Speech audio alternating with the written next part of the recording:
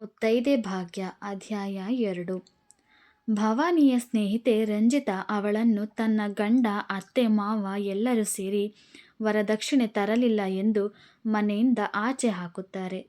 ಇದನ್ನೆಲ್ಲ ನೋಡಿದ ಭವಾನಿ ಅವರ ವಿರುದ್ಧ ನಿಲ್ಲುತ್ತಾಳೆ.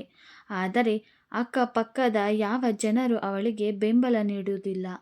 ಬೇಸತ್ತ ಭವಾನಿ ರಂಜಿತಾಳಿಗೆ ವಿದ್ಯಾವಂತೆ ಆಗಿರುವ ನೀನು ಧೈರ್ಯವಾಗಿ ಬದುಕನ್ನು ಎದುರಿಸಬೇಕು ಎಂದು ಧೈರ್ಯ ತುಂಬುತ್ತಾಳೆ. ತಕ್ಷಣ ಅವಳ ಸ್ನೇಹಿತೆ ಧೈರ್ಯವಾಗಿ ಬಟ್ಟೆ ಬರೆ ಎಲ್ಲವನ್ನ ತೆಗೆದುಕೊಂಡು ಹೊರಡುತ್ತಾಳೆ. ಖುಷಿಯಿಂದ ಮನೆಗೆ ಹೋದಳು ಭವಾನಿ. ಶಂಕರ್ ಒಬ್ಬ ಕಾರ್ಮಿಕ. ತುಂಬ ಬಡತನದ ಜೀವನ ಅವನದ್ದಾಗಿರುತ್ತದೆ. ಶಂಕರ್ ತಂದೆಗೆ 2 ಹೆಂಡತಿಯರು. ಮೊದಲನೇ ಹೆಂಡತಿ ಸತ್ತು ಹೋದ ಮೇಲೆ ಸುಶೀಲಾ ಅವರನ್ನು 2ನೇ ಮದುವೆ ಆಗುತ್ತಾರೆ. ಸುಶೀಲಾ ಅಂದರೆ ಮಲತಾಯಿ. ಆದರೆ ಶಂಕರ್ ಸ್ವಂತ ಅಮ್ಮನ ರೀತಿ ನೋಡುತ್ತಿರುತ್ತಾನೆ. ಚಿಕ್ಕಮ್ಮನ ಮಕ್ಕಳನ್ನು ಸ್ವಂತ ತಮ್ಮ ತಂಗಿ ಎಂದು ನೋಡಿಕೊಳ್ಳುತ್ತಾನೆ. ತಂಗಿ ಗಾಯತ್ರಿ ಹಾಗೂ ಅವಳ ಗಂಡ ಮಕ್ಕಳು ಕೂಡ ಅವನ ಮನೆಯಲ್ಲಿ ಇದ್ದರು. ತಂಗಿಯ ಮಕ್ಕಳನ್ನು ಕೂಡ ಶಂಕರ್ ಓದಿಸುತ್ತಿದ್ದ. ಅವರೆಲ್ಲ ಮನೆಯಲ್ಲಿ ಶಂಕರ್ನ ದುಡ್ಡಿಗಾಗಿ ಅವನನ್ನು ಬಳಸಿಕೊಳ್ಳುತ್ತಾರೆ ಹೊರತು ಅವನ ಮೇಲೆ ಯಾವುದೇ ಪ್ರೀತಿ, ವಿಶ್ವಾಸ ಏನನ್ನು ತೋರಿಸುವುದಿಲ್ಲ. ನಿಜವಾಗಿಯೂ ಅವರ ಮನಸ್ಸಿನಲ್ಲಿ ಅದರ ಭಾವನೆಯೂ ಕೂಡ ಇರುವುದಿಲ್ಲ. ಅವನಿಗೆ ತಿನ್ನೋದಕ್ಕೆ ಸರಿಯಾಗಿ ಊಟ ತಿಂಡಿ ನೀಡದೆ ತಮ್ಮದೇ ಸ್ವಾರ್ಥಕ್ಕಾಗಿ ಶಂಕರ್ನನ್ನು ಬಳಸಿಕೊಳ್ಳುತ್ತಿರುತ್ತಾರೆ. ಶಂಕರ್ ತನ್ನ ಖರ್ಚಿಗೂ ಹಣ ಇಟ್ಟುಕೊಳ್ಳದೆ ದುಡಿದ ದುಡ್ಡನ್ನೆಲ್ಲ ಚಿಕ್ಕಮ್ಮನಿಗೆ ಮತ್ತು ಮನೆಗೆಂದೇ ನೀಡುತ್ತಿರುತ್ತಾನೆ. ಭವಾನಿ ತಂಗಿ ಸ್ವಾತಿಯು ಕಾಲೇಜಿಗೆ ಹೋಗುವಾಗ ರವಿ ಎಂಬ ಹುಡುಗನನ್ನು ಪ್ರೀತಿ ಮಾಡುತ್ತಾಳೆ. ಅವನ ಜೊತೆ ಪಾರ್ಕ್ನಲ್ಲಿ ಕೈ ಹಿಡಿದುಕೊಂಡು ಹೋಗುತ್ತಿರುವುದನ್ನು ಚಂದ್ರಕಾಂತ್ ಹಾಗೂ ಸುಮಿತ್ರಾರವರು ನೋಡಿ ಸ್ವಾತಿ ಮನೆಗೆ ಬಂದಾಗ ವಿಚಾರಿಸುತ್ತಾರೆ. ಸ್ವಾತಿಯು, ಹೌದು ಅಪ್ಪ, ನಾನು ರವಿನ ತುಂಬ ಪ್ರೀತಿಸ್ತಾ ಇದ್ದೀನಿ. ಮದುವೆ ಅಂತ ಆದರೆ ಅವರನ್ನೇ. ಅವರು ಕೂಡ ನನ್ನ ಮದುವೆಯಾಗಲು ಒಪ್ಪಿದ್ದಾರೆ ಎಂದಾಗ ಮನೆಗೆ ರವಿಯನ್ನು ಕರೆಸು, ಮಾತಾಡೋಣ ಎಂದು ಚಂದ್ರಕಾಂತ್ ಹೇಳಿದರು. ತಂಗಿ ಸ್ವಾತಿಯ ಪ್ರೀತಿಗೆ ಭವಾನಿಯ ಬೆಂಬಲವೂ ಇತ್ತು. ಮಾರನೆಯ ದಿನ ರವಿ ಚಂದ್ರಕಾಂತ್ ಅವರ ಮನೆಗೆ ಬಂದನು. ಅವನು, ನಾನು ಇರುವುದು ಹೊರದೇಶದಲ್ಲಿ, ನನ್ನ ತಂದೆ ತಾಯಿ ಎಲ್ಲ ಅಲ್ಲೇ ಇದ್ದಾರೆ. 2 ತಿಂಗಳ ರಜೆ ಅಂತ ಬಂದಿದ್ದೀನಿ. ಆಲ್ರೆಡಿ 1 ತಿಂಗಳು ಮುಗ್ದಿದೆ. ಇನ್ನು 1 ತಿಂಗಳು ಮಾತ್ರ ಬಾಕಿ ಇದೆ. ಅಷ್ಟರಲ್ಲಿ ನಿಮ್ಮ ಮಗಳನ್ನು ಮದುವೆ ಮಾಡಿಕೊಂಡು ಫಾರಿನ್ಗೆ ಹೋಗ್ತೇನೆ ಎಂದನು. ಅವನೇ ಮಾತು ಮುಂದುವರಿಸಿ, ಮದುವೆ ಗ್ರ್ಯಾಂಡಾಗಿ ಆಗುವುದು ನನಗೆ ಇಷ್ಟವಿಲ್ಲ. ಯಾವುದಾದರೂ ದೇವಸ್ಥಾನದಲ್ಲಿ ಸಿಂಪಲ್ಲಾಗಿ ಮದುವೆ ಮಾಡಿಕೊಟ್ರೆ ಅಷ್ಟೇ ಸಾಕು. ವರದಕ್ಷಿಣೆ, ವರೋಪಚಾರ ಯಾವುದನ್ನು ನಾನು ಇಷ್ಟಪಡೋದಿಲ್ಲ. ನನ್ನ ತಂದೆ ತಾಯಿಗಳು ಅಷ್ಟೇ, ಯಾವುದನ್ನು ನಾವು ಇಷ್ಟಪಡುವುದಿಲ್ಲ ಎಂದಾಗ ಭವಾನಿಗೆ ರವಿಯ ನಡತೆ ಇಷ್ಟವಾಗುತ್ತದೆ. ತನ್ನ ತಂಗಿ ಇವರ ಕೈ ಹಿಡಿಯಲು ಪುಣ್ಯ ಮಾಡಿದ್ಲು ಅಂತ ಹೇಳುತ್ತಾಳೆ. ಚಂದ್ರಕಾಂತ್ರವರು ಏನನ್ನೋ ಯೋಚಿಸಿ, ಸ್ವಲ್ಪ ಸಮಯ ಕೊಡಿ, ನಮ್ಮ ನಿರ್ಧಾರ ತಿಳಿಸುತ್ತೇನೆ ಎಂದು ಹೇಳಿ ರವಿಯನ್ನು ಕಳುಹಿಸುತ್ತಾರೆ. ಇಷ್ಟು ಒಳ್ಳೆ ಸಂಬಂಧಕ್ಕೆ ಒಪ್ಪಿಗೆ ಕೊಡೋದು ಬಿಟ್ಟು ಸ್ವಲ್ಪ ಸಮಯ ಕೊಡಿ, ನಿರ್ಧಾರ ತಿಳಿಸ್ತೀನಿ ಎಂದು ಯಾಕೆ ಹೇಳಿದೆ ಎಂದು ಭವಾನಿ ಕೇಳಿದಳು. ಸ್ವಾತಿಗಿಂತ ದೊಡ್ಡವಳು ಅವಳ ಅಕ್ಕ ನೀನಿರುವಾಗ ನಿಂಗೆ ಮದುವೆ ಆಗದೆ ನಿನ್ನ ತಂಗಿಗೆ ಹೇಗೆ ಮದುವೆ ಮಾಡೋಕ್ಕಾಗುತ್ತೆ? ಹಾಗೇನಾದರೂ ಮಾಡಿದ್ರೆ ನಿನ್ನ ಯಾರು ಮದುವೆ ಆಗ್ತಾರೆ ಎಂದು ಚಂದ್ರಕಾಂತ್ ಮತ್ತು ಸುಮಿತ್ರಾರವರು ಹೇಳಿದರು. ಮದುವೆಗೋಸ್ಕರ ನಾನು ನನ್ನ ಆದರ್ಶಗಳನ್ನು ಬಲಿ ಕೊಡೋದಕ್ಕೆ ಇಷ್ಟ ಇಲ್ಲ ಎಂದಳು ಭವಾನಿ. ಅಕ್ಕ, ನಿನ್ನ ಆದರ್ಶಗಳಿಗೋಸ್ಕರ ನನ್ನ ಸುಂದರವಾದ ಜೀವನನ ಬಲಿ ಕೊಡಬೇಡ. ಪ್ಲೀಸ್ ಅಕ್ಕ, ದಯವಿಟ್ಟು ಮದುವೆಗೆ ಒಪ್ಕೋ ಎಂದು ಕೇಳಿಕೊಳ್ಳುತ್ತಾಳೆ ಸ್ವಾತಿ. ಏನನ್ನು ಮಾತಾಡದೆ ರೂಮಿನತ್ತ ನಡೆದಳು ಭವಾನಿ. ತನ್ನ ಅಕ್ಕ ಏನನ್ನೂ ಮಾತನಾಡದೆ ಹೋದದ್ದನ್ನು ನೋಡಿದ ಸ್ವಾತಿಯು ಬೇಸತ್ತು ಅವತ್ತಿನ ರಾತ್ರಿ ಯಾರಿಗೂ ಹೇಳದೆ ಕೇಳದೆ ಮನೆಯಿಂದ ಹೊರಡಲು ಸಿದ್ಧಳಾಗುತ್ತಾಳೆ. ಬಟ್ಟೆ ಬರೆ ಎಲ್ಲವನ್ನ ತುಂಬಿಕೊಂಡು ಬ್ಯಾಗನ್ನು ಎತ್ತಿಕೊಂಡು ಮನೆಯ ಬಾಗಿಲ ಬಳಿ ನಿಂತು ಬಾಗಿಲನ್ನು ತೆಗೆಯಬೇಕೆಂದುಕೊಳ್ಳುವಷ್ಟರಲ್ಲಿ ಸುಮಿತ್ರಾರವರು ನೋಡುತ್ತಾರೆ. ಸ್ವಾತಿ, ಏನಿದು, ಇಷ್ಟು ಹೊತ್ತಲ್ಲಿ ಎಲ್ಲಿ ಹೋಗ್ತಾ ಇದೀಯಾ? ಬ್ಯಾಗ್ ತಗೊಂಡು ಎಂದು ಕೇಳುತ್ತಾರೆ. ಅವರೇ ಮಾತು ಮುಂದುವರಿಸಿ, ಮನೆ ಬಿಟ್ಟು ಹೋಗ್ತಾ ಇದ್ದೀಯೇನೇ? ನಮ್ಮ ಮರ್ಯಾದೆ ಕಳಿಬೇಕು ಅಂತ ಎಷ್ಟು ದಿನದಿಂದ ಅಂದ್ಕೊಂಡಿದ್ದೆ. ಯಾಕೆ ಹೀಗೆ ಮಾಡ್ತಿದ್ದೀಯಾ? ಯಾಕೆ ಹೀಗೆ ನಮ್ಮ ಹೊಟ್ಟೆ ಉರಿಸ್ತಾ ಇದ್ದೀಯಾ ಎಂದು ಕೇಳಿದರು. ಹೌದಮ್ಮ, ಹೋಗ್ತಾ ಇದ್ದೀನಿ. ಇನ್ನೇನು ಮಾಡಲಿ, ಅಕ್ಕ ಆದರ್ಶಗಳನ್ನು ಬಿಡೋದಿಲ್ಲ. ವರದಕ್ಷಿಣೆ ತೆಗೆದುಕೊಳ್ಳದೆ ಇರುವ ಹುಡುಗ ಸಿಗೋವರೆಗೂ ಅವಳು ಮದುವೆ ಆಗೋಲ್ಲ. ಅಪ್ಪ ಅಕ್ಕನ ಮದುವೆ ಮಾಡದೆ ನನ್ನ ಮದುವೆ ಮಾಡೋದಿಲ್ಲ ಅಂತ ಹೇಳಿದ್ದಾರೆ. ಇವರಿಬ್ಬರು ಆಟದಿಂದ ನನ್ನ ಜೀವನ ಹಾಳಾಗ್ತಿದೆ. ರವಿ ಮತ್ತೆ ಫಾರಿನ್ಗೆ ಹೊರಟೋದ್ರೆ ನಾನೇನು ಮಾಡಲಿ? ನಾನು ರವಿನ ಬಿಟ್ಟು ಕೊಡೋಕೆ ಸಾಧ್ಯ ಇಲ್ಲ ಅಮ್ಮ. ಅದಕ್ಕೆ ನಾನು ಮನೆ ಬಿಟ್ಟು ಹೋಗ್ತಾ ಇದ್ದೀನಿ ಎಂದಳು ಸ್ವಾತಿ. ನೋಡ್ದ ಭವಾನಿ, ನಿನ್ನಿಂದ ನಿನ್ನ ತಂಗಿ ಇವತ್ತು ಮನೆ ಬಿಟ್ಟು ಹೋಗೋ ಪರಿಸ್ಥಿತಿ ಬಂದಿದೆ. ಯಾಕೆ ಹೀಗೆ ನಮ್ಮ ಹೊಟ್ಟೆ ಉರಿಸ್ತಾ ಇದೀಯಾ? ಏನೇ ಕಷ್ಟ ನಿಂಗೆ ಮದುವೆ ಮಾಡ್ಕೊಳ್ಳೋದಕ್ಕೆ ಎಂದು ಚಂದ್ರಕಾಂತ್ ಅವರು ಗೋಳಾಡುತ್ತಾರೆ. ಇದೆಲ್ಲವನ್ನು ನೋಡುತ್ತಿದ್ದ ಭವಾನಿಗೆ ಬೇಸತ್ತು ಕೊನೆಗೆ ನಾನು ಮದುವೆ ಆಗ್ತೀನಿ ಎಂದು ಒಪ್ಪಿಕೊಳ್ಳುತ್ತಾಳೆ. ನಿಮಗೆ ನೀವು ಯಾವ ಗಂಡನ್ನ ತೋರಿಸ್ತೀರೋ ಹುಡುಗನ್ನೇ ನಾನು ಮದುವೆ ಆಗ್ತೀನಿ ಎಂದು ಹೇಳಿ ರೂಮಿನೊಳಗೆ ಹೊರಟಳು. ಸುಶೀಲಾ ಅವರಿಗೆ 3 ಜನ ಮಕ್ಕಳು. 2 ಹೆಣ್ಣು ಮಕ್ಕಳು ಹಾಗೂ ಒಬ್ಬ ಗಂಡು ಮಗನಿದ್ದನು. ಮಗ ಓದುವ ಸಲುವಾಗಿ ಬಹಳ ದುಡ್ಡು ವ್ಯರ್ಥ ಮಾಡಿ ಓದದೆ ಆದಿ ಬೀದಿ ತಿರುಗಿ ದುಡ್ಡನ್ನೆಲ್ಲ ಹಾಳು ಮಾಡುತ್ತಿದ್ದ. ಅವನೇ ಮಹೇಶ. ಒಂದು ದಿನ ಮಹೇಶ PUCಯಲ್ಲಿ ಮೊದಲನೇ ಬಾರಿಗೆ ಪಾಸಾಗಿರುತ್ತಾನೆ. ಎಲ್ಲರಿಗೂ ಆಶ್ಚರ್ಯ. ನಂತರ ಅವನು ಡಾಕ್ಟರ್ ಓದುವ ಸಲುವಾಗಿ ಅಮ್ಮನನ್ನು ಹುಡುಕುತ್ತಿರುತ್ತಾನೆ. 3 ಲಕ್ಷ ಡೊನೇಷನ್ ಕಟ್ಟುವ ಜಾಗದಲ್ಲಿ 60,000ಕ್ಕೆ ನನ್ನ ಸ್ನೇಹಿತನನ್ನು ಒಪ್ಪಿಸಿದ್ದೇನೆ. ಹೇಗಾದರೂ ಮಾಡಿ ಅಣ್ಣನ ಹತ್ರ 60,000 ಇಸ್ಕೊಡು ಎಂದು ಪೀಡಿಸುತ್ತಾನೆ. ಸುಶೀಲಾ ಅವರು ಒಬ್ಬ ದುಡಿದು ಇಡೀ ಮನೆಯವರನ್ನೆಲ್ಲ ಸಾಕ್ತಿದ್ದಾನೆ, 60,000 ಹೊಂಚೋದು ಬಹಳ ಕಷ್ಟವಾಗುತ್ತದೆ ಎಂದು ಯೋಚಿಸತೊಡಗಿದರು. ಮಹೇಶ್ ಮೋಸಗಾರ. ದುಡ್ಡಿನ ಆಸೆಗಾಗಿ ಅಮ್ಮ, ಅಕ್ಕ, ಗಾಯತ್ರಿ, ಸುಶೀಲಾ ಅವರನ್ನು ಸೇರಿಸಿಕೊಂಡು ಒಂದು ಉಪಾಯವನ್ನು ಮಾಡುತ್ತಾನೆ. ಅಮ್ಮ, ಹೇಗಾದರೂ ಮಾಡಿ 60,000ನ ಹೊಂಚಲೇಬೇಕು. ಹಾಗಾಗಿ ನನ್ನ ಹತ್ರ ಒಂದು ಉಪಾಯ ಇದೆ. ಏನು ಹೇಳು ಮಹೇಶ ಎಂದು ಕೇಳಿದರು ಸುಶೀಲಾ. ಅಮ್ಮ, ನಾವು ಅಣ್ಣಂಗೆ ಮದುವೆ ಮಾಡಿದ್ರೆ ಹೇಗಿರುತ್ತೆ ಎಂದು ಹೇಳಿದನು. ಏನು ಮದುವೆನಾ? ಅವನೊಬ್ಬ ದುಡ್ದು ನಾವು 10 ಜನ ತಿಂತಿದ್ದೀವಿ. ಮತ್ತೆ ಅವನಿಗೇನಾದರೂ ಮದುವೆ ಮಾಡಿದ್ರೆ ಅವಳೂ ಸೇರಿಕೊಂಡು 11 ಜನ ತಿನ್ನಬೇಕಾಗುತ್ತೆ ಎಂದು ಹೇಳಿದರು ಸುಶೀಲಾ. ಹಾಗಲ್ಲ ಅಮ್ಮ, ಹೇಗೋ ದುಡ್ಡು ಬೇಕಾಗಿದೆ.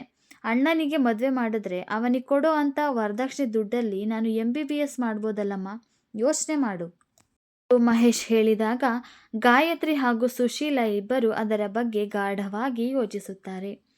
ಶಂಕರ್ನ ಬರುವಿಕೆಗಾಗಿ ಕಾಯುತ್ತಿದ್ದ ಗಾಯತ್ರಿ ಹಾಗೂ ಸುಶೀಲಾರವರು ಶಂಕರ್ ಬಂದ ತಕ್ಷಣ ಅವನನ್ನು ತುಂಬ ಆತಿಥ್ಯದಿಂದ ಕರೆದು ಹೊಟ್ಟೆ ತುಂಬ ಊಟ ಬಡಿಸಿ ನಯನಾಜೂಕಿನಿಂದ ಮಾತನಾಡಿಸಲು ಶುರು ಮಾಡುತ್ತಾರೆ. ಪಾಪ ಶಂಕರನಿಗೆ ಅದು ತಿಳಿಯಲಿಲ್ಲ. ಅವರು ತೋರಿಸಿದ ಒಂದು ದಿನದ ಪ್ರೀತಿಗೆ ತಾನು ತುಂಬ ಖುಷಿಪಟ್ಟಿದ್ದ ಶಂಕರ್. ಅದು ನಾನೇನೋ ಹೇಳಬೇಕು ಅಂತ ಅಂದ್ಕೊಂಡಿದ್ದೆ, ನೀನದನ್ನು ನಡೆಸ್ಕೊಡ್ತೀಯಾ ಎಂದು ಸುಶೀಲಾ ಅವರು ನಿಧಾನವಾಗಿ ಮಾತನಾಡಲು ಶುರು ಮಾಡಿದರು. ಏನು ಅಂತ ಕೇಳಮ್ಮ, ಯಾಕೆ ಹಿಂದೆ ಮುಂದೆ ಯೋಚನೆ ಮಾಡ್ತಿದ್ದೀರಾ? ನಿಮ್ಮ ಮಗನ ಹತ್ರ ಕೇಳೋಕೆ ನಿಮಗೆ ಸಂಕೋಚನಾ ಎಂದು ಶಂಕರ್ ಹೇಳಿದಾಗ, ಅದು ಏನಿಲ್ಲ ಕಣಪ್ಪ ಶಂಕರ, ನಾನು ನಿನಗೆ ಮದುವೆ ಮಾಡಬೇಕು ಅಂತ ಅಂದ್ಕೊಂಡಿದ್ದೀನಿ. ಇದಕ್ಕೆ ನೀನೇನಂತೀಯಾ ಎಂದು ಸುಶೀಲಾ ಅವರು ಹೇಳಿದಾಗ, ಅಮ್ಮ ಏನು ಹೇಳ್ತಿದ್ದೀರಾ? ನಂಗೆ ಮದುವೆನಾ? ತಮಾಷೆ ಮಾಡ್ತಿದ್ದೀರಾ ಅನಿಸುತ್ತೆ. ನಮ್ಮನೆ ಪರಿಸ್ಥಿತಿ ನಿಮಗೆ ಗೊತ್ತು ಅಲ್ವಾ ಅಮ್ಮ? ನನ್ನ ಜವಾಬ್ದಾರಿ ಬಗ್ಗೆ ನಿಮಗೆ ಗೊತ್ತು ಅಲ್ವಾ? ನಾನಿನ್ನೂ ನನ್ನ ಜವಾಬ್ದಾರಿಗಳನ್ನು ಕಳೆದುಕೊಳ್ಳಬೇಕು. ಆಮೇಲೆ ಬೇಕಿದ್ರೆ ಮದುವೆ ಬಗ್ಗೆ ಯೋಚನೆ ಮಾಡಿದ್ರಾಯ್ತು. ಜವಾಬ್ದಾರಿ ಅಂತ ಕೂತ್ಕೊಂಡ್ರೆ ಅದು ದಿನೇ ದಿನೇ ಹೆಚ್ಚಾಗ್ತಾನೇ ಹೋಗುತ್ತೆ. ಯಾವ ಸಮಯಕ್ಕೆ ಏನಾಗಬೇಕೋ ಅದು ಆ ಸಮಯಕ್ಕಾದ್ರೇ ಚೆಂದ ಎಂದರು ಸುಶೀಲಾ ಅವರು. ಮದುವೆ ಒಂದು ವಿಷಯ ಬಿಟ್ಟು ಬೇರೆ ಏನು ಬೇಕಾದರೂ ಕೇಳಿಯಮ್ಮ ಎಂದು ಶಂಕರ್ ಒಂದೇ ಮಾತಿನಲ್ಲಿ ಮುಗಿಸಿದನು. ನಾನು ಮಲ್ತಾಯಿ ಅಂತ ತಾನೇ ನನ್ನ ಮಾತಿಗೆ ನೀನು ಬೆಲೆ ಕೊಡ್ತಾ ಇಲ್ಲ? ಇದೇ ಮಾತನ್ನು ನಿನ್ನ ಹೆತ್ತಮ್ಮ ಕೇಳಿದರೆ ಹ್ಞೂ ಅಂತ ತಕ್ಷಣ ಒಪ್ಕೋತಿದ್ದೆ ಅಲ್ವಾ ಎಂದು ಮೊಸಳೆ ಕಣ್ಣೀರು ಹಾಕಲು ಶುರು ಮಾಡಿದರು ಸುಶೀಲಾ. ಅಮ್ಮ, ದಯವಿಟ್ಟು ಹೀಗೆಲ್ಲ ಮಾತಾಡಬೇಡಿ. ನನ್ನ ತಪ್ಪು ತಿಳ್ಕೊಳ್ಬೇಡಿ. ನಾನು ಯಾವತ್ತಾದರೂ ನೀವು ಮಲತಾಯಿ ಅನ್ನೋ ದೃಷ್ಟಿಯಿಂದ ನೋಡಿದ್ದೀನಾ? ನನ್ನ ಚಿಕ್ಕಂದಿನಿಂದಲೂ ಇವತ್ತಿನ ತನಕ ನೀವೇ ನನ್ನ ಅಮ್ಮ ಅಂತ ನಾನು ಬದುಕ್ತಾ ಇದ್ದೀನಿ ಎಂದನು ಶಂಕರ್. ನಾನೇ ನಿನ್ನ ನಿಜವಾದ ಅಮ್ಮ ಅನ್ನೋ ಭಾವನೆ ನಿನ್ನಲ್ಲಿದ್ದಿದ್ರೆ ನನ್ನ ಮಾತಿಗೆ ಬೆಲೆ ಕೊಡ್ತಾ ಇದ್ದೆ. ಆದರೆ ನೀನು ಎಂದು ಸುಶೀಲಾ ಅವರು ಮಾತು ಮುಗಿಸಿದಾಗ, ಅಣ್ಣ, ಎಷ್ಟು ದಿನ ಅಂತ ನೀನು ಒಂಟಿ ಸಲಗ ಥರ ಇರ್ತೀಯ? ತಾಯಿಯ ಜವಾಬ್ದಾರಿ ಈ ತಾಯಿಗೆ ಇದ್ದೇ ಇರುತ್ತೆ ಅಲ್ವಾ? ದಯವಿಟ್ಟು ಒಪ್ಕೋ ಅಣ್ಣ, ಪ್ಲೀಸ್, ಇಲ್ಲ ಅನ್ಬೇಡ ಎಂದು ಗಾಯತ್ರಿಯು ಕೂಡ ಹೇಳಿದಳು. ಹೋಗ್ಲಿ ಬಿಡು ಗಾಯತ್ರಿ, ನಾನೇನು ಶಂಕರ್ನ ನಿಜವಾದ ಹೆತ್ತ ತಾಯಿ ಅಲ್ವಲ್ಲ. ಅವನು ನನ್ನ ಮಾತಿಗೆ ಬೆಲೆ ಕೊಡೋಕೆ ಎಷ್ಟೇ ಆದರೂ ನಾನು ಚಿಕ್ಕಮ್ಮ ಎಂದು ಅಳುತ್ತಾ ಹೋಗುತ್ತಾರೆ ಸುಶೀಲಾ ಅವರು. ತಕ್ಷಣ ಶಂಕರ್ ಎದ್ದು, ಅಮ್ಮ, ಈ ರೀತಿ ತುಚ್ಚು ಮಾತಾಡಿ ನನ್ನ ಕೊಲ್ಬೇಡ. ನಿಮಗೆ ಸಂತೋಷ ಆಗುತ್ತೆ ಅನ್ನೋದಾದರೆ ನಾನು ಖಂಡಿತ ಮದುವೆ ಆಗ್ತೀನಿ. ನೀವು ಯಾವ ಹುಡುಗಿನ ತೋರಿಸಿ ತಾಳಿ ಕಟ್ಟು ಅಂತ ಹೇಳ್ತಿರೋ ಆ ಹುಡುಗಿಗೆ ನಾನು ತಾಳಿ ಕಟ್ತೀನಿ. ಸಂತೋಷನಾ ಅಮ್ಮ ಎಂದು ಶಂಕರ್ ಹೇಳಿದನು. ಅವನ ಮಾತಿಗೆ ಎಲ್ಲರೂ ಖುಷಿಪಟ್ಟರು. ನಿಜ ಹೇಳ್ತಿದೀಯ ಶಂಕರು ಎಂದು ಸುಶೀಲಾ ಅವರು ಸಂತೋಷದಿಂದ ಕೇಳಿದರು. ಹೌದು ಅಮ್ಮ, ನೀವು ಹೇಗೆ ಹೇಳ್ತಿರೋ ಹಾಗೆ ಆಗಲಿ ಎಂದು ರೂಮಿನತ್ತ ಹೊರಟನು. ಭವಾನಿಗೆ ಹುಡುಗನನ್ನು ಹುಡುಕಲು ಚಂದ್ರಕಾಂತ್ರವರು ಶಾಸ್ತ್ರಿಗಳ ಹತ್ತಿರ ಹೋಗುತ್ತಾರೆ. ಶಾಸ್ತ್ರಿಗಳು, ನೀವು ವರದಕ್ಷಿಣೆ ಕೊಡೋದಾದರೆ ಮಾತ್ರ ನಾನು ಹುಡುಗನನ್ನು ತೋರಿಸ್ತೀನಿ. ಈಗಿನ ಕಾಲದಲ್ಲಿ ವರದಕ್ಷಿಣೆ ಇಲ್ಲ ಅಂದರೆ ಯಾವ ಹುಡುಗನೂ ಹುಡುಗಿಯನ್ನು ಮದುವೆ ಆಗೋದಕ್ಕೆ ಒಪ್ಪೋದಿಲ್ಲ. ಇದಕ್ಕೆ ನೀವೇನಂತೀರ ಚಂದ್ರಕಾಂತ್ರವರೇ ಎಂದರು ಶಾಸ್ತ್ರಿಗಳು. ನಾನು ವರದಕ್ಷಿಣೆ ಕೊಡೋದಕ್ಕೆ ಸಿದ್ಧವಾಗಿದ್ದೇನೆ. ಹೇಗಾದರೂ ಸರಿ ನನ್ನ ಮಗಳ ಕನ್ಯಾಸರೆ ಬಿಡಿಸ್ಬೇಕು ಎಂದರು ಚಂದ್ರಕಾಂತ್. ಸರಿ, ಹಾಗಾದರೆ ನಾಳೆ ಹುಡುಗನ ಮನೆಯವರಿಗೆ ವಿಷಯನ ತಿಳಿಸ್ತೀನಿ. ನಾಳೆ ನೀವು ಮತ್ತು ನಿಮ್ಮ ಶ್ರೀಮತಿಯವರು ಹಾಗೂ ಹುಡುಗ ಅವರ ತಂದೆ ತಾಯಿ ಇಬ್ಬರೂ ನಾನು ನಮ್ಮ ಮನೆಗೆ ಕರೆಸ್ತೀನಿ. ನೀವು ಕೂಡ ನಮ್ಮ ಮನೆಯಲ್ಲಿ ಬಂದುಬಿಡಿ. ಇಲ್ಲೇ ಕೂತು ಮದುವೆ ವಿಚಾರನ ಇತ್ಯರ್ಥ ಮಾಡಿ ಬಿಡೋಣ, ಏನಂತೀರಾ ಎಂದರು ಶಾಸ್ತ್ರಿಗಳು. ನಿಮ್ಮ ಮನೆಯಲ್ಲಿ ಯಾಕೆ ಶಾಸ್ತ್ರಿಗಳೇ ಎಂದಾಗ ಚಂದ್ರಕಾಂತ್ರವರು, ಯಾಕೆಂದರೆ ನಿಮ್ಮ ಮಗಳು ಭವಾನಿ ವರದಕ್ಷಿಣೆ ವಿರೋಧಿ. ಹುಡುಗ ಸ್ವಲ್ಪ ನಕರ, ಹಾಗಾಗಿ ಹೆತ್ತವರಿಗೆ ವರದಕ್ಷಿಣೆ ಬೇಕೇ ಬೇಕು. ಅದಕ್ಕೋಸ್ಕರ ನಮ್ಮ ಮನೆಯಲ್ಲಿ ಮಾತುಕತೆ ಇಟ್ಕೊಂಡ್ರೆ ಯಾವುದೇ ರೀತಿ ತೊಂದರೆ ಆಗೋದಿಲ್ಲ. ಹಾಗಾಗಿ ಎಲ್ಲ ನಮ್ಮ ಮನೆಯಲ್ಲಿ ಇತ್ಯರ್ಥ ಹಾಗೆ ಬಿಡಲಿ ಎಂದರು ಶಾಸ್ತ್ರಿಗಳು. ಚಂದ್ರಕಾಂತ್ ಹಾಗೂ ಸುಶೀಲಾ ಇಬ್ಬರು ಮನೆಯವರು ಶಾಸ್ತ್ರಿಗಳ ಮನೆಯಲ್ಲಿ ಸೇರುತ್ತಾರೆ. ಇಬ್ಬರು ಮನೆಯವರಿಗೂ ಗಂಡು ಹೆಣ್ಣು ಇಬ್ಬರು ಒಪ್ಪಿಗೆಯಾಗಿರುತ್ತಾರೆ. ಮುಂದೆ ಕೊಡೋದು ತಗೊಳ್ಳೋದು ಏನಿದ್ರೂ ನೀವೇ ಮಾತಾಡ್ಕೊಳ್ಳಿ ಎಂದು ಶಾಸ್ತ್ರಿಗಳು ಹೇಳಿದಾಗ ಇಬ್ಬರು ಮನೆಯವರು ವಾದ ವಿವಾದಕ್ಕೆ ಇಳಿಯುತ್ತಾರೆ. ತುಂಬ ಹೊತ್ತಿನ ಮಾತುಕತೆಯ ನಂತರ ಇಬ್ಬರು ಮನೆಯವರು ಒಂದು ಒಪ್ಪಂದಕ್ಕೆ ಬರುತ್ತಾರೆ. ಚಂದ್ರಕಾಂತ್ರವರು ಗಂಡಿನ ಕಡೆಯವರಿಗೆ ವರದಕ್ಷಿಣೆ ನೀಡುವುದಾಗಿ ಕೂಡ ತಿಳಿಸಿದರು. ವರದಕ್ಷಿಣೆ ನೀಡುವುದಾಗಲಿ ತೆಗೆದುಕೊಳ್ಳುವುದಾಗಲಿ ಭವಾನಿ ಹಾಗೂ ಶಂಕರ್ ಇಬ್ಬರಿಗೂ ಕೂಡ ತಿಳಿಯುವುದಿಲ್ಲ. ಮದುವೆ ನಿಶ್ಚಯವಾಯಿತು. ಮದುವೆ ಎನ್ನುವುದು ಒಂದು ವ್ಯಾಪಾರವಾಗಿ ಹೋಗಿದೆ. ಹೆಣ್ಣಿನ ಕಡೆಯವರು ಗಂಡಿನ ಕಡೆಯವರಿಗೆ ದುಡ್ಡಿನ ಮೇಲೆ ದುಡ್ಡು ಕೊಡುತ್ತಾ ಹೋದರು. ಕೊಟ್ಟಂತಹ ವರದಕ್ಷಿಣೆ ಹಣವನ್ನೆಲ್ಲ ಸುಶೀಲಾ ಅವರು ಮಹೇಶನ ಕೈಯಲ್ಲಿ ಕೊಟ್ಟಿದ್ದರು. ಆದರೆ ಅವನು ಅದನ್ನು ಕುಡಿದು ಜೂಜಾಡಿ ಹಣವನ್ನೆಲ್ಲ ಕಳೆದು ಬಿಡುತ್ತಾನೆ. ಮದುವೆಯು ಕೊನೆಗೆ ಸುಸೂತ್ರವಾಗಿ ನಡೆಯಿತು. ಭವಾನಿಯು ಬಡವರ ಮನೆಗೆ ಸೊಸೆಯಾದಳು. ಸ್ವಾತಿಯು ಶ್ರೀಮಂತರ ಮನೆಗೆ ಸೊಸೆಯಾದಳು. ಇಬ್ಬರು ಹೆಣ್ಣು ಮಕ್ಕಳನ್ನು ಮದುವೆ ಮಾಡಿಕೊಟ್ಟು ಚಂದ್ರಕಾಂತ್ ಹಾಗೂ ಸುಮಿತ್ರರವರು ಕಣ್ಣೀರು ಹಾಕುತ್ತಾ ಮನೆ ಕಡೆಯತ್ತ ಹೊರಟರು. ಮದುವೆಯಾದ ದಿನ ಶಂಕರ್ ಹಾಗೂ ಭವಾನಿಗೆ ರಾತ್ರಿಯನ್ನು ಏರ್ಪಡಿಸಲಾಗಿತ್ತು. ಭವಾನಿ ಹಾಲಿನ ಲೋಟ ಹಿಡಿದು ನಿಧಾನವಾಗಿ ರೂಮಿನೊಳಗೆ ಬಂದಳು. ಅವಳನ್ನು ಆದರದಿಂದ ಸ್ವಾಗತಿಸಿಕೊಂಡ ಶಂಕರ್, ಎಲ್ಲೋ ಹುಟ್ಟಿ ಎಲ್ಲೋ ಬೆಳೆದು ನಮ್ಮನೆಗೆ ಸೊಸೆಯಾಗಿ ಬಂದಿರೋ ನಿನಗೆ ನಮ್ಮ ಮನೆಯ ಪರಿಸ್ಥಿತಿಯ ಬಗ್ಗೆ ಸೂಕ್ಷ್ಮವಾಗಿ ತಿಳಿಸಬೇಕೆಂದು ಅಂದುಕೊಂಡಿದ್ದೇನೆ. ಕೇಳುವ ಸಹನೆ ಇದೆಯಾ ನಿನಗೆ ಎಂದು ಕೇಳಿದ. ನೀವು ಇಟ್ಟಿರೋ ಅರಿಶಿಣ ಕುಂಕುಮದಿಂದ ಇವತ್ತು ನಾನು ಮುತ್ತೈದೆ ಅಂತ ಅನಿಸಿಕೊಂಡಿದ್ದೇನೆ. ನಿಮ್ಮ ಜೊತೆ ಸಪ್ತಪದಿ ತುಳಿದ ಮೇಲೆ ನಿಮ್ಮ ನೆರಳೆ ನನಗೆ ಆಶ್ರಯ. ನಿಮ್ಮ ಮಾತೆ ನನಗೆ ವೇದವಾಕ್ಯ. ನಿಮ್ಮ ಆಸೆಯಂತೆ ನಡೆಯೋದೇ ನನ್ನ ಕರ್ತವ್ಯ. ಅದೇನು ಅಂತ ಹೇಳಿ ಎಂದು ಭವಾನಿಯು ಉತ್ತರಿಸಿದಳು. ಪ್ರತಿಯೊಬ್ಬ ಹೆಣ್ಣಿಗೂ ತನ್ನದೇ ಆದಂತಹ ಆಸೆ ಆಕಾಂಕ್ಷೆಗಳಿರುತ್ತವೆ. ಮದುವೆಯಾಗಿ ಬಂದ ಮೇಲೆ ತವರ್ ಮನೆಯಲ್ಲಿ ತನಗೆ ಸಿಗದೇ ಇರುವಂಥದ್ದನ್ನು ಗಂಡನ ಮನೆಯಲ್ಲಿ ಪಡೆದುಕೊಳ್ಳಬೇಕು ಎಂದು ಆಸೆ ಪಡ್ತಾಳೆ. ಆದರೆ ಈ ಮನೆಯಲ್ಲಿ ಅದ್ಯಾವುದೂ ಸಿಗೋದಿಲ್ಲ, ಯಾಕಂದರೆ ನಾನು ಶ್ರೀಮಂತ ಅಲ್ಲ ಎಂದು ಶಂಕರ್ ಹೇಳಿದನು. ನೋಡ್ರಿ, ಹಣದಲ್ಲಿ ಶ್ರೀಮಂತಿಕೆ ಇಲ್ಲದೇ ಇದ್ರೂ ಪರವಾಗಿಲ್ಲ, ಗುಣದಲ್ಲಿ ಶ್ರೀಮಂತಿಕೆ ಇರೋ ಗಂಡನ ಕೊಟ್ಟಿದ್ದಾನಲ್ಲ ಆ ದೇವರು, ನಂಗಷ್ಟೇ ಸಾಕು ಎಂದು ಭವಾನಿಯು ಉತ್ತರಿಸಿದಳು. ಅವಳ ಮಾತನ್ನು ಕೇಳಿದ ಶಂಕರ್ಗೆ ತುಂಬ ಖುಷಿಯಾಯಿತು. ಅದು ನಿನ್ನ ದೊಡ್ಡ ಗುಣ. ನನ್ನದು, ನನ್ನ ಸ್ವಂತದ್ದು ಅಂತ ಹೇಳೋಕೆ ಈ ಮನೆ ಒಂದೇ ನನಗಿರೋದು. ನಿಮ್ಮ ಅತ್ತೆ ನನಗೆ ಮಲತಾಯಿಯಾಗಿದ್ದರೂ ನಾನು ಆ ಭಾವನೆಯಿಂದ ಅವರನ್ನು ಯಾವತ್ತೂ ಕೂಡ ನೋಡಿಲ್ಲ. ನನ್ನ ಹೆತ್ತ ತಾಯಿಗಿಂತ ಹೆಚ್ಚಾಗಿ ನಾನು ಅವರನ್ನು ಪ್ರೀತಿಸ್ತೀನಿ, ಗೌರವಿಸ್ತೀನಿ. ಈ ಮನೆಯಲ್ಲಿ ನೀನು ಎಲ್ಲರ ಜೊತೆ ಹೊಂದ್ಕೊಂಡು ಹೋಗ್ತೀಯ ಅನ್ನೋ ನಂಬಿಕೆ ಇದೆ ಎಂದು ಹೇಳಿದನು ಶಂಕರ್. ಅವನ ಮಾತಿಗೆ ಭವಾನಿಯು, ಆ ನಂಬಿಕೆನ ನಾನು ಉಳಿಸ್ಕೋತೀನಿ. ನಿಮ್ಮ ಸುಖ ಸಂತೋಷದಲ್ಲಿ ನನ್ನ ಸುಖ ಸಂತೋಷನ ಕಾಣ್ತೀನಿ ಎಂದು ನುಡಿದಳು. ಇಬ್ಬರು ಹೀಗೆ ಮಾತಾಡಿಕೊಂಡು ಸಂತೋಷದಿಂದ ಇರುವಾಗ ಯಾರೋ ಬಂದು ಬಾಗಿಲು ಬಡಿದಂತೆ ಆಗುತ್ತದೆ. ಶಂಕರ್ ಹೋಗಿ ನೋಡು ಯಾರು ಅಂತ ಎಂದು ಕಳುಹಿಸುತ್ತಾನೆ. ಭವಾನಿಯು ಬಾಗಿಲನ್ನು ತೆರೆದಾಗ ಕೆಟ್ಟ ವಾಸನೆಯೂ ಬರುತ್ತದೆ. ಯಾರು ಎಂದು ಗೊತ್ತಾಗದಂತೆ ಕಣ್ಣು ಬಿಟ್ಟು ನೋಡುತ್ತಿರುತ್ತಾಳೆ. ಆದರೆ ಗಾಯತ್ರಿಯ ಗಂಡ ಕುಡುಕ ಆಗಿರುವುದು ಅವಳಿಗೆ ತಿಳಿದಿರುವುದಿಲ್ಲ. ಓ, ನೀನೇನಾ ಈ ಮನೆ ಸೊಸೆ? ನಾನು ಈ ಮನೆ ಅಳಿಯ, ಗಾಯತ್ರಿ ಗಂಡ ಎಂದು ಅವನೇ ಪರಿಚಯ ಮಾಡಿಕೊಳ್ಳುತ್ತಾನೆ. ನನಗೆ ವಿಷಯ ತಿಳಿಸದೆ ಶಂಕರ್ ಮದುವೆ ಮಾಡಿರುವುದು ನ್ಯಾಯನಾ ಎಂದು ಕುಡಿದು ಬಂದು ದೊಡ್ಡ ಗಲಾಟೆಯನ್ನು ಮಾಡುತ್ತಾನೆ.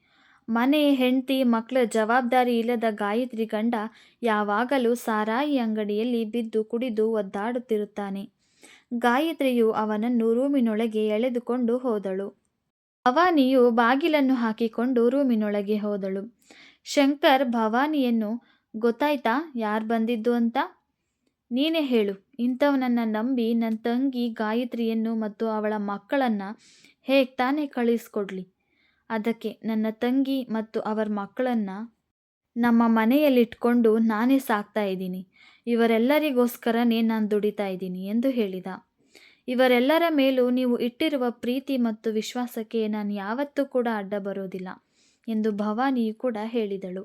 ಭವಾನಿ, ಜೀವನ ಎಷ್ಟು ಚೆನ್ನಾಗಿ ಅರ್ಥ ಮಾಡ್ಕೊಂಡಿದ್ಯಾ. ನಿನ್ನಂಥವಳನ್ನ ನಾನು ಹೆಂಡತಿಯಾಗಿ ಪಡ್ಕೊಂಡಿದ್ದು ನನ್ನ ಅದೃಷ್ಟ ಎಂದು ಸಂತೋಷದಿಂದ ಹೇಳಿದ. ಇಬ್ಬರು ಸಂತೋಷದಿಂದ ಆ ರಾತ್ರಿಯನ್ನು ಕಳೆದರು. ಮರುದಿನ ಬೆಳಗ್ಗೆ ಭವಾನಿಯು ಬೇಗ ಎದ್ದು ಬಾಗಿಲಿಗೆ ನೀರು ಹಾಕಿ ರಂಗೋಲಿ ಬಿಟ್ಟು ಪೂಜೆ ಪುನಸ್ಕಾರ ಮಾಡಿ ತಿಂಡಿಯನ್ನು ಸಹ ರೆಡಿ ಮಾಡಿದ್ದಳು. ಎಲ್ಲರೂ ತಿಂಡಿಯನ್ನು ತಿನ್ನುತ್ತಾ ಕುಳಿತಿದ್ದರು. ತಿಂಡಿ ತುಂಬ ಚೆನ್ನಾಗಿದೆ, ಯಾರು ಮಾಡಿದ್ದು ಎಂದು ಗಾಯತ್ರಿ ಗಂಡ ಕೇಳುತ್ತಾನೆ. ನಮ್ಮ ಭವಾನಿ ಮಾಡಿದ್ದು ಎಂದು ಸುಶೀಲಾ ಅವರು ಹೇಳ್ತಾರೆ.